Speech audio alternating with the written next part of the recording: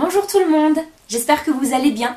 Je suis Aurore du blog Maman Joker et on se retrouve pour ce 6e épisode de podcast dédié à la couture et au tricot. Ce mois-ci, j'ai 4 projets à vous présenter en couture et j'ai pas mal de choses à vous raconter en tricot.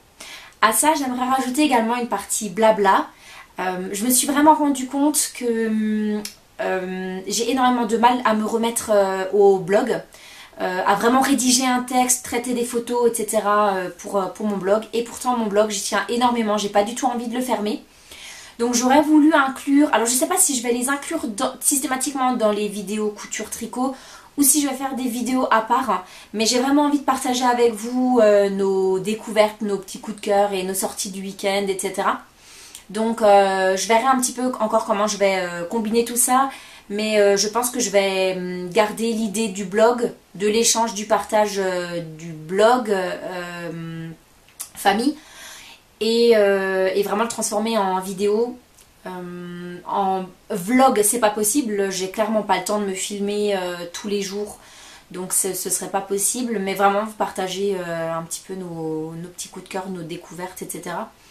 Donc voilà, je sais pas trop encore comment je vais combiner tout ça, mais donc là sur cet épisode en tout cas je vais rajouter une petite partie blabla parce qu'il y a une sortie qu'on a faite que j'ai vraiment envie de partager avec vous.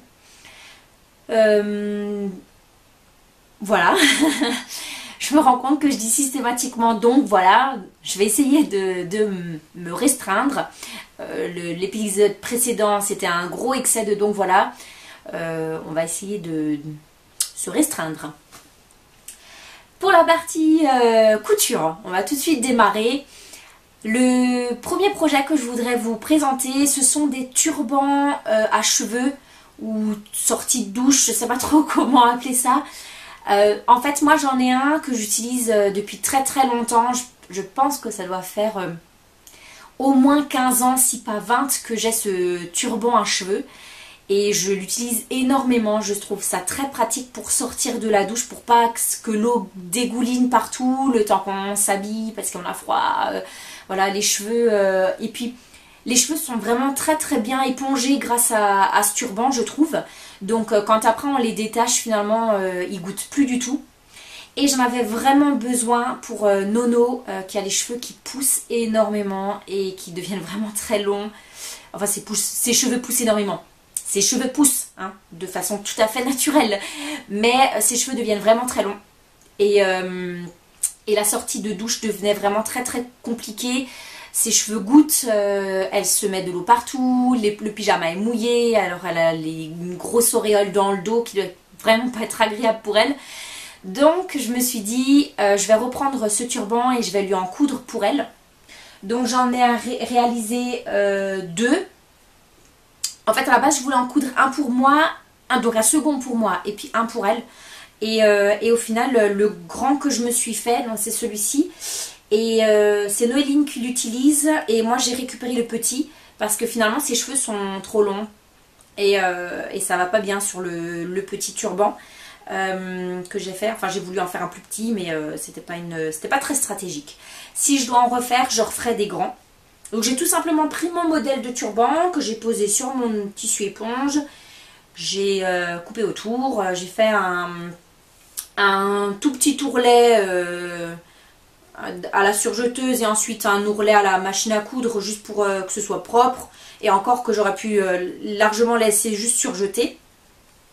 J'ai récupéré un bouton sur une vieille veste que j'ai mis en recyclage tissu. Et puis un petit ruban pour accrocher autour du bouton, ce qui semble logique. Et je vous montre le turban du coup porté en photo. Je suis vraiment contente d'avoir pris le temps de les faire. Je pense que ça a dû me prendre une petite demi-heure montre en main entre couper le tissu et le coudre.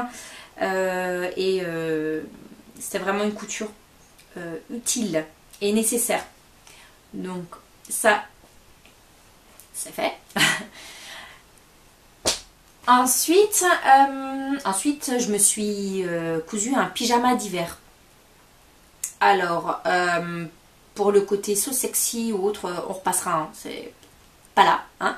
J'avais vraiment besoin d'un pyjama d'hiver qui me tienne chaud. Donc le côté sexy, hein, on repassera. Donc pour le haut de ce pyjama, j'ai tout simplement utilisé le patron du plantain.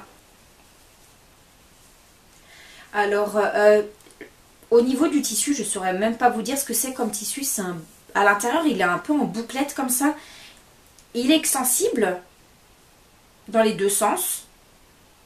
Un peu plus dans un que dans l'autre, mais bon. Et en fait, le motif, il est un peu... Enfin, je sais pas. Il est texturé, quoi, au niveau des petits cœurs.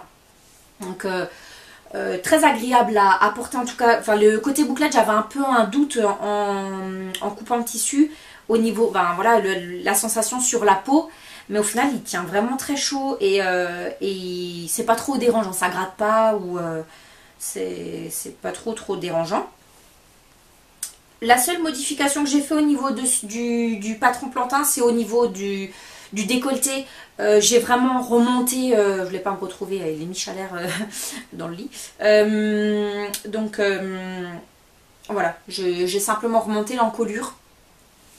Et je suis vraiment restée sur le basique plantain. Qui franchement pour pyjama, c'est pas la première fois que je le fais pour pyjama en fait, ce patron là aussi. Et ça c'est top. Rapide et facile. Par contre, pour le bas du pyjama, oui, parce que je voulais faire, comment dire, so kitsch. Je peux pas le dire autrement, franchement. J'essaie de chercher un mot un peu moins cruel envers moi. Mais non, c'est so kitsch, quoi. Le haut et le bas. Le total look cœur. Voilà. Par contre, là, j'ai opté pour un modèle Burda. Burda, si tu me regardes, je te hais. J'ai choisi un pantalon un petit peu large. Je me suis dit ça ira bien pour un pantalon de pyjama. Donc ça, c'était la première version. Ça, c'était la deuxième. Je me suis dit ça va bien s'adapter en tant que pyjama. Je voulais absolument des poches. Ça par contre, pour moi, un pantalon de pyjama sans poche, ça m'énerve. Si je peux pas y glisser mon téléphone portable ou un mouchoir, franchement, vraiment, ça m'agace. Et j'ai commencé à le coudre. J'ai terminé d'assembler mes deux jambes. Et alors, hop, que je vous montre ça. Voilà la largeur de l'engin. Je pense que je pourrais me mettre 2 fois dedans. Mais Burda, pourquoi tu fais ça? Pourquoi tu fais ça? C'est trop grand, quoi. Alors, j'ai mis du bord-côte pour la ceinture. Je monte dans le bon sens, ce serait peut-être mieux. J'ai mis du bord-côte pour la ceinture et ça n'allait toujours pas. J'ai dû rajouter un élastique à l'intérieur que bon, j'ai toujours pas fermé, mais bref, peu importe. J'ai mis un élastique pour resserrer encore à la taille. Et là, je l'essaye pour la 6e fois, je pense à peu près. Et en fait, la fourche, ça n'allait pas du tout, quoi. Ça n'allait pas. J'avais l'impression de l'avoir au milieu des cuisses. C'était pas agréable du tout. Ça m'a pas saoulée, mais j'avais envie que ça aille vite, quoi. Je pensais pas que j'allais perdre tellement de temps sur un pauvre pantalon de pyjama. Et du coup, j'ai raboté à l'entrejambe. Mais comme j'ai aucune connaissance en patronage, j'ai un peu fait ça à l'arrache. Et du coup, l'entrejambe, c'est pas très agréable. Je sais pas, il y a un truc qui s'est décalé, je pense, au niveau de l'ampleur des fesses. Je me retrouve avec la ceinture d'eau plus basse que la ceinture de devant. Enfin, c'est rien de très heureux, quoi. C'est un pyjama, je pense que je vais le porter. C'est pas non plus très très grave. Hein? Mais je referai plus ce pantalon, je pense. En tout cas. Voilà. Petit pyjama total look cœur. Il fera son affaire pour cet hiver. Hein. On verra pour l'année prochaine. J'en referai peut-être d'autres. Quoique le haut, il est bien. Hein. Alors peut-être que je pourrais enlever le côté total look cœur et réutiliser un jersey ou un tissu suite noir. Pour que mon mari, il a un peu moins peur de moi le soir en allant se coucher. C'est une idée. Hein? Enfin bref. Je voulais un pyjama.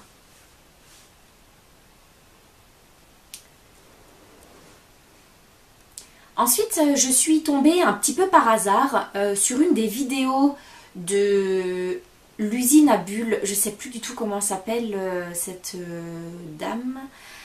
Bref, sur la chaîne YouTube l'usine à bulles.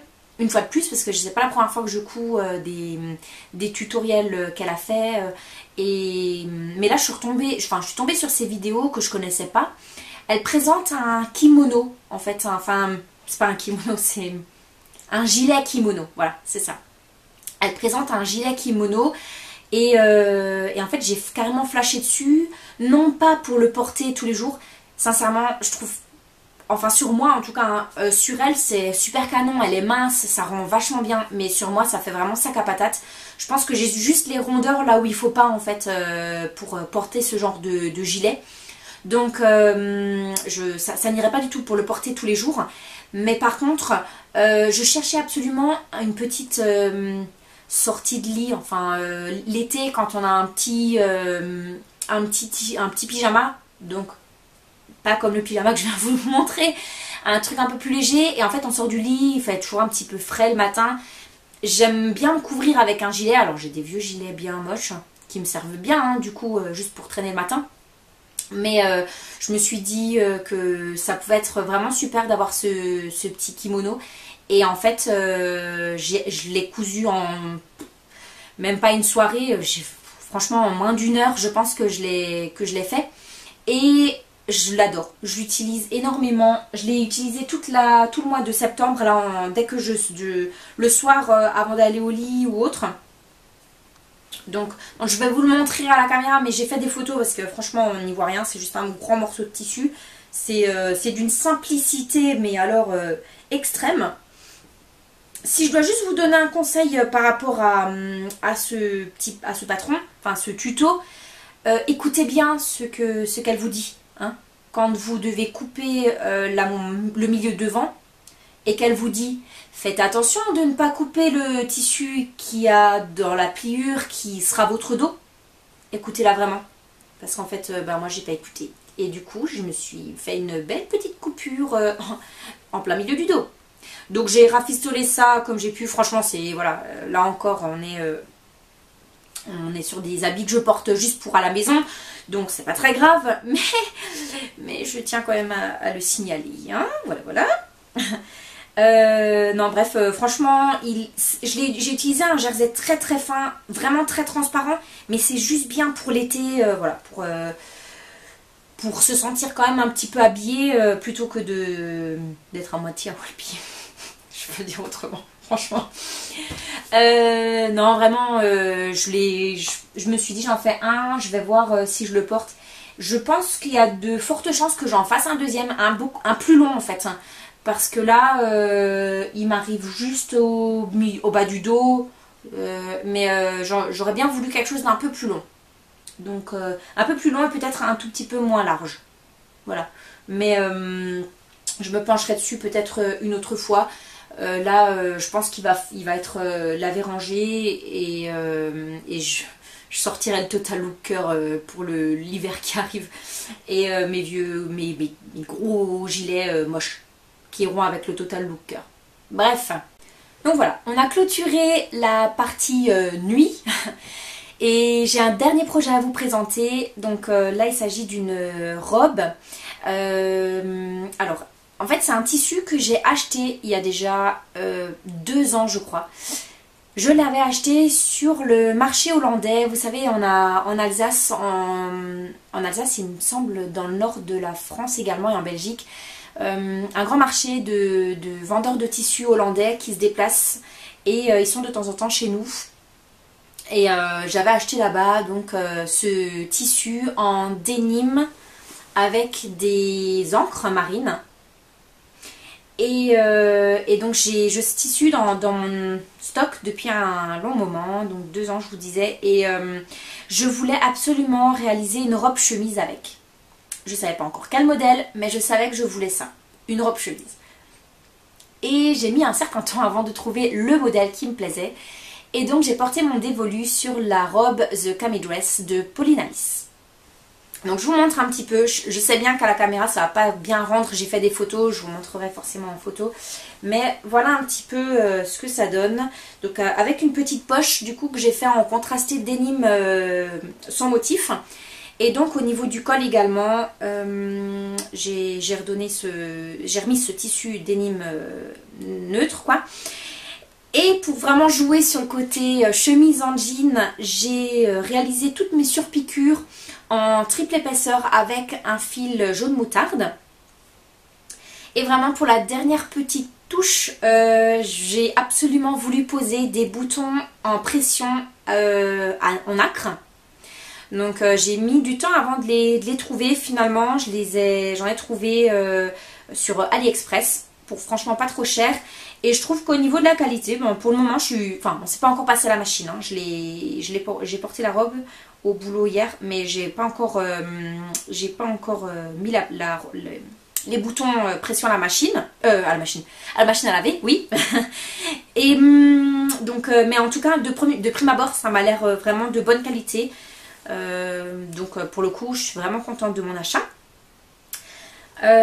Donc pour en revenir à la robe en elle-même, le modèle, je suis super contente. C'est un petit côté un peu loose comme ça, j'aime bien. Je pense pas que c'est le genre de robe qu'il faut que je porte tout le temps non plus parce que ben, j'ai toujours un peu l'impression que ça me grossit. Ça me... Voilà, hein? On est toutes pareilles je pense, on a toutes nos petits complexes. Donc voilà, j'ai un peu l'impression que cette robe me grossit un petit peu, mais bon. Je l'aime quand même beaucoup. Une petite erreur que j'ai faite, c'est au niveau des poches. D'ailleurs je crois que je vous ai déjà parlé de cette robe dans mon précédent podcast. J'ai un doute, on va voir, j'attrape mon cahier, je regarde. Je me demande si je vous en ai pas parlé dans les projets à venir. Ah non, c'était dans mes encours.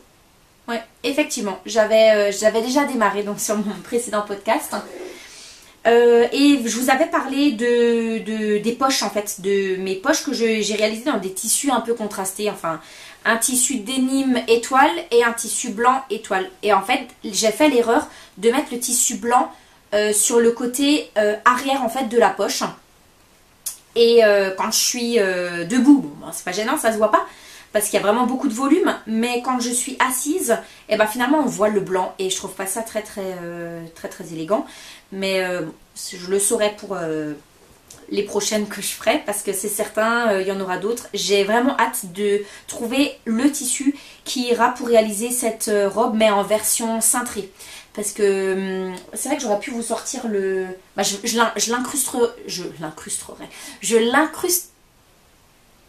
l'incrémenterai.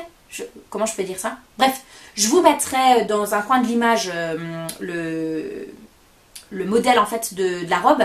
Et donc vous avez deux versions. La version loose que j'ai faite là, en ouverture complète, donc boutonnée de haut en bas. Et une version cintrée où vous avez juste comme une fausse boutonnière finalement jusqu'à la jonction de la jupe. Et donc j'ai vraiment hâte d'essayer ce modèle là également.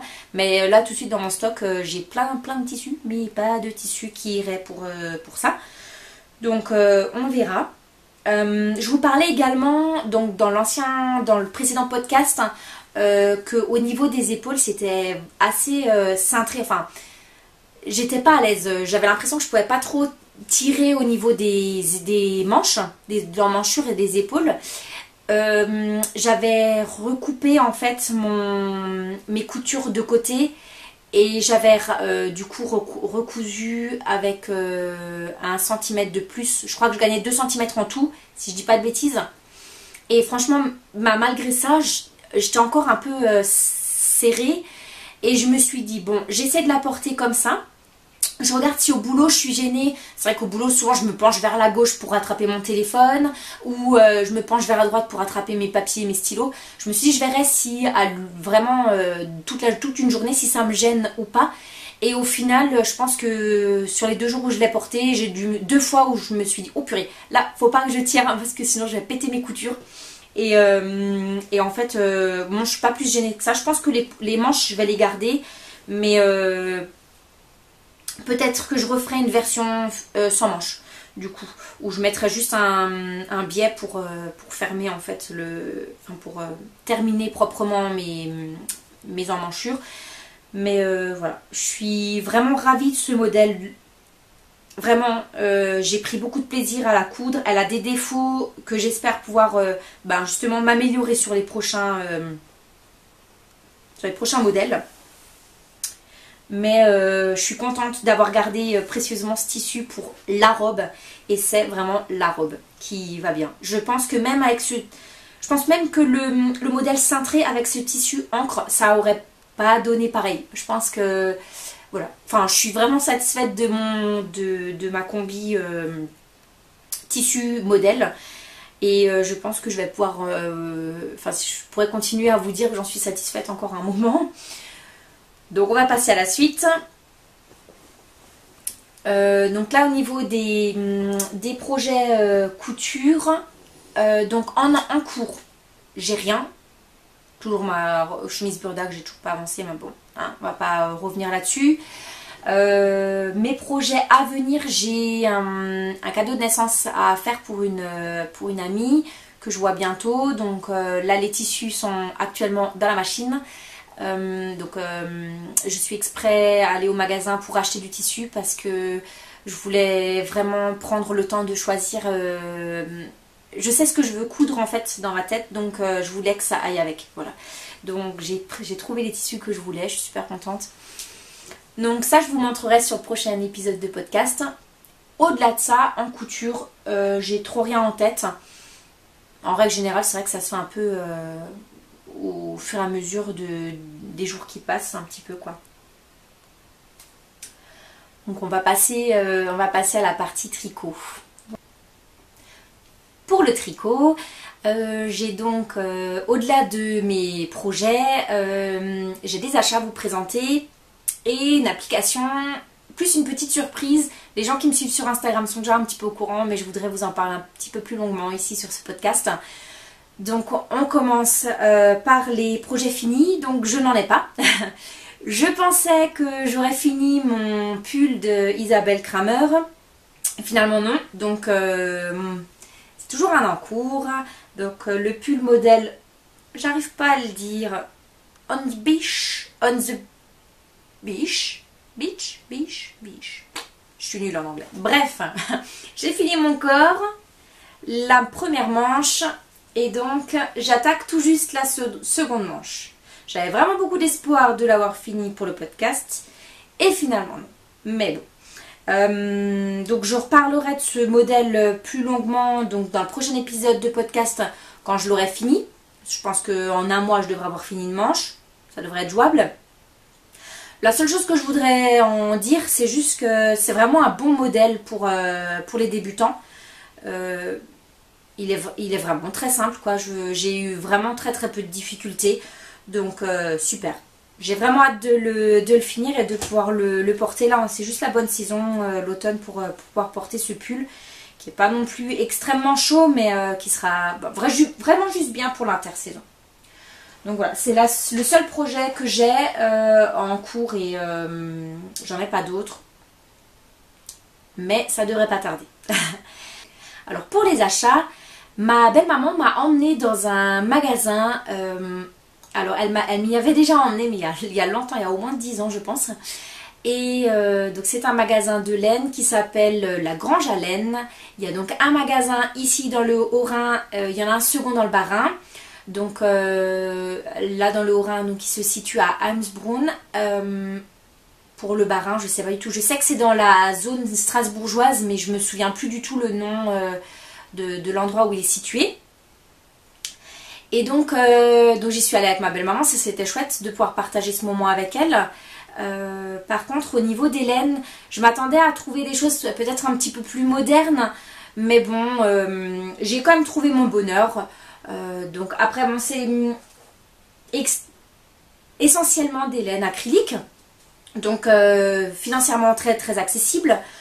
Au retour du magasin, je me suis fait la réflexion, je me suis dit que peut-être pour les projets que je tricoterais pour Noéline, donc là je viens de faire tomber 2 pelotes. Donc les projets que je tricoterai pour Nono, certainement que je me tournerai plus vers ce type de laine qui sont à des prix beaucoup plus abordables que des laines, des vraies laines. Tout simplement parce qu'elle va les emmener à l'école, qu'elle va les faire vivre durement, des vies très difficiles. Et aussi parce que forcément elle grandit très vite, donc elle les portera nettement moins longtemps que moi. Donc c'est vrai que d'y mettre de l'argent, c'est pas forcément très...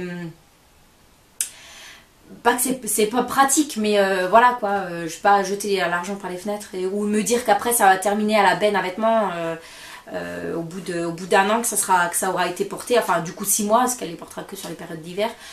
Donc bref, je me suis fait cette réflexion là. Par contre j'ai quand même trouvé des laines sympas, donc du coup je vais me pencher pour les récupérer, hein. Voilà.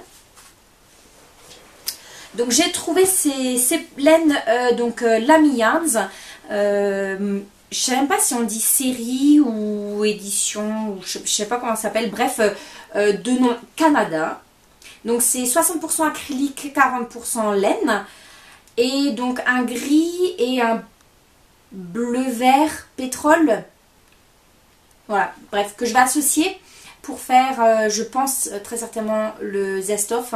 Je ne sais plus du tout de qui il est ce patron. Mais il me plaît beaucoup, donc j'aurais vraiment envie de l'essayer. Donc voilà, je vais le faire avec ces laines-là.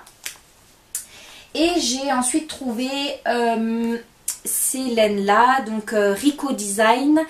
C'est des Essential Merino Deca Super Wash Extra Fine. Hein, ça en fait du nom. Malheureusement il restait plus qu'une pelote en gris et 2 en violet comme ça.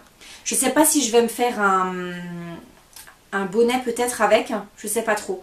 En fait à la base quand je les ai achetés, j'étais persuadée que j'arriverais à tricoter un pull ou un gilet pour Nono. Mais franchement j'ai pas assez, j'ai 360 mètres je crois. Ouais, enfin c'est vraiment très très juste, hein. Donc on verra. On verra, c'est juste pour agrandir mon stash en réalité. Hein. Donc voilà. Donc ça c'était pour mes achats. Je voulais également vous parler d'une application que j'avais téléchargée au tout début, enfin quand je me suis mise à la couture au tout début, genre ça fait 1000 ans que je tricote. Je l'ai téléchargée, enfin j'ai tout de suite regardé ce que je pouvais trouver comme truc sympa pour tricoter. Et en fait j'ai trouvé l'application Tricoton. Alors je vais essayer de mettre mon téléphone devant l'écran de l'appareil photo. Je ne sais pas du tout ce que ça va rendre. Alors ça télécharge. Hop. Ce serait peut-être mieux que je vous mette... Je m'excuse, hein, j'étais pas prête. On recommence, j'étais pas prête. Voilà. Donc... En fait, on rentre nos projets. Alors ce qui est bien, c'est qu'il y a un lien qui se fait en fait avec Ravelry. Donc en fait on a le patron qui apparaît au bas de l'écran. Et sur le haut en fait on peut compter nos rangs. Voilà. On peut enregistrer des répétitions, etc. Et je les ai pas utilisés sur mes premiers tricots. Mais là j'avais des répétitions d'augmentation, etc. J'avais vraiment... Je me suis dit allez j'essaye avec l'application. Finalement j'aime énormément. Je préfère au final je préfère que les petits cylindres là à tourner. Au niveau des répétitions on s'y retrouve plus, ça évite les erreurs parce que sur le gilet par exemple que je porte c'est un petit peu la cata. Et en fait au fur et à mesure qu'on tricote des rangs, on a il y a un compteur de mailles. Et en fait il y a comme des niveaux à passer. Au fur et à mesure qu'on tricote des mailles on a des niveaux. Donc là je suis tricomètre. Voilà. Je trouve ça sympa, je me suis dit que je voulais partager ça avec vous. Ça pouvait intéresser certaines de télécharger l'application pour essayer. Voilà. Et pour la petite surprise, depuis le début que j'ai commencé à tricoter, ça me travaille. Je me suis dit, allez, tricote, hein, avant de vouloir faire la fofolle et faire des trucs, voilà.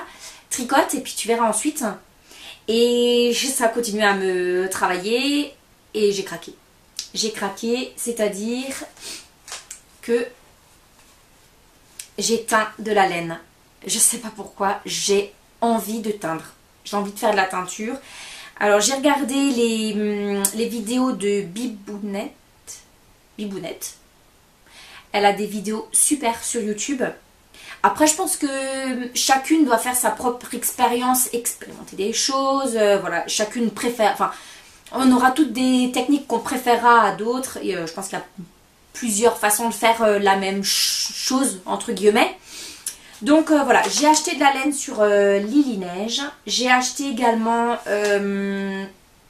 donc des colorants, non, des pigments, pardon. Greener Shades, je crois que c'est ça. Et donc voilà, j'ai tenté ce premier écheveau. Là pareil, je sais pas, je pense qu'il y a eu milieu du mois dernier, quelque chose qui calculait mal dans ma tête. Et donc j'ai cru qu'avec 400 mètres de fil, je pourrais tricoter un gilet pour Noéline.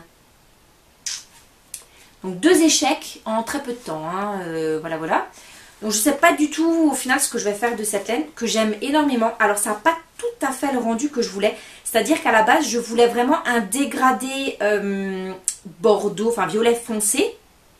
D'un violet clair à un violet foncé. Et des speckles. Je sais pas, voilà. Mais elle me plaît énormément, hein. Je la trouve très très jolie. Je me demande si je vais faire un châle. Mais je trouve qu'au niveau des couleurs, on est un peu sur les mêmes teintes que celui-ci. Que je porte énormément, soit dit en passant. Et donc je sais pas trop. Pour le moment, je l'ai laissé en écheveau. Et puis on verra par la suite. Et j'ai encore 3 mini que je garde pour teindre. Mais là, je veux d'abord être sûre de ce que je veux faire. Je veux pas juste teindre parce que j'ai envie de teindre. Je veux vraiment réfléchir à l'objectif de la teinture, quoi. Qu'est-ce que je vais faire de ces 3 mini écheveaux? Un châle très certainement. Un Solaris, il y a de fortes chances. Mais je veux d'abord avoir ma couleur principale. D'après ma couleur principale, je teindrai ces 3 mini écheveaux. Et ensuite, je suis en grande recherche de laine naturelle, donc, pour pouvoir continuer ma teinture.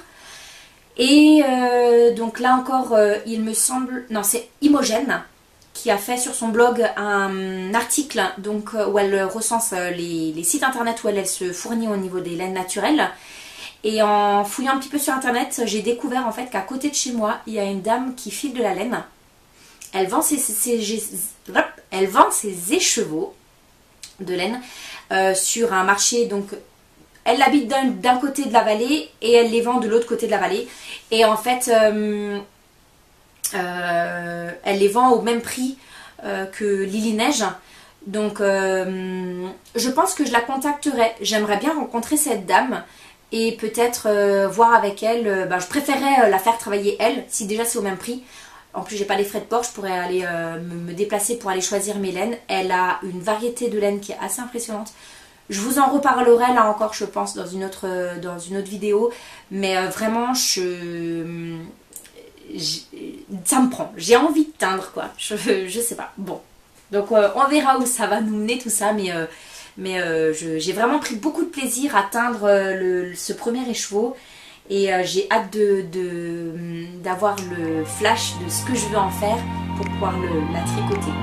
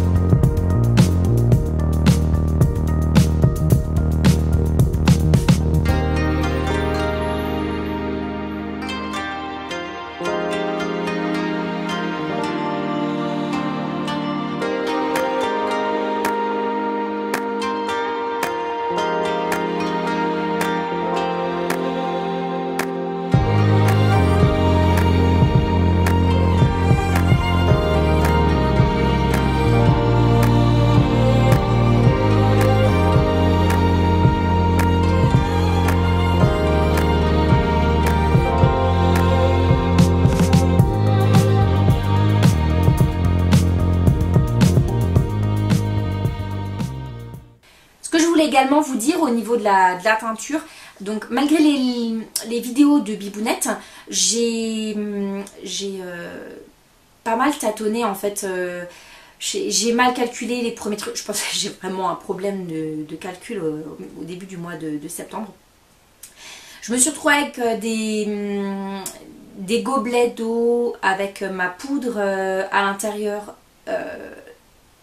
Et en fait, j'en avais 1000 fois trop. J'ai également essayé de teindre une laine déjà teinte. Oui, bon, ça c'était un échec. Hein. Voilà, je voulais voir si c'était possible. En fait, j'ai réutilisé ma laine verte que j'avais. Je m'étais dit que peut-être j'arriverais à en faire du noir. Et en fait, c'était un échec. Bref, passons. Mais du coup, j'ai des bouteilles. Alors, je vais vous les attraper. Voilà. Du coup, j'ai des bouteilles. J'ai noté en fait ce que j'ai mis dedans. Mais voilà, hein, j'en ai encore 2 autres comme ça. Hein. Le fail. Donc voilà, bon, hein, c'est mes débuts. Après voilà, c'est en faisant des erreurs que l'on apprend à ce qui paraît, hein. Voilà, ça, c'est bien vrai. Donc cet épisode de podcast touche à sa fin. Je vous disais donc dans mon introduction que je voulais vous parler de nos sorties. Je pense que je le ferai dans une autre vidéo parce que là la vidéo est vraiment déjà très longue. Pour la mise en ligne surtout, enfin c'est surtout ça qui me fait peur. Donc voilà, je pense qu'on s'arrête là pour aujourd'hui. Je referai une autre vidéo pour vous raconter un petit peu nos petites sorties, etc. J'espère que ça vous intéressera tout autant. On verra. En tout cas, moi je vous laisse là. Je vous souhaite un bon mois d'octobre. Tricotez bien, cousez bien, amusez-vous, faites-vous plaisir. Et puis on se retrouve le mois prochain. Bye!